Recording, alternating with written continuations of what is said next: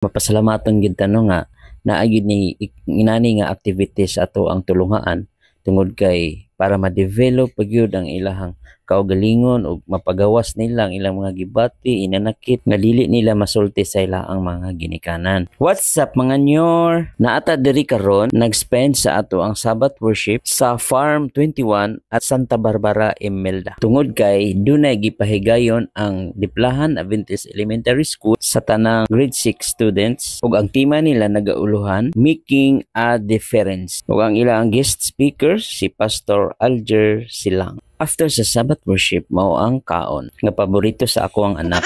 Di gyud ta mag-uol mga parents no sa ato ang mga bata diri. Tungod kay ato mga teachers, mga supporters diri, hands-on jud kaayo sa pag-atiman sa atong mga kabataan. Parehaan ning sa atong school principal nga hands-on jud kaayo sa paghatag sa mga pagkaon.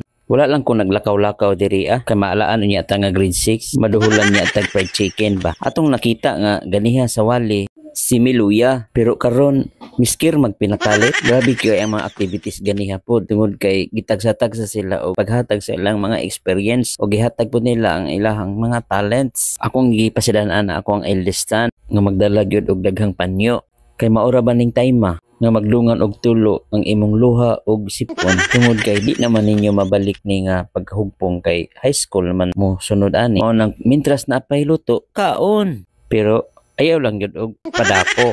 Atong makita sa atong mga dagway sa atong mga estudyante diri nga enjoy jud kay sila ba. Mao jud ning mga higayuna nga dili nila malimtan sa ila ang tibuok nga kinabuhi. Mapasalamaton gid tanong nga naagid ni inani nga activities ato ang tulungaan tungod kay para ma-develop pagyud ang ilahang kaugalingon ug mapagawas nila ang ilang mga gibati inanakit nga dili nila masulti sa ilang mga ginikanan. Ug pinaagi niini ang ilahang mga weaknesses mahimo unya nga strength kauban sa tabang sa Ginoo. Ug pinaagi sa tabang sa atong Ginoo mamahimo unya ang atong mga kabataan nga panalangin sa ato ang panimalay.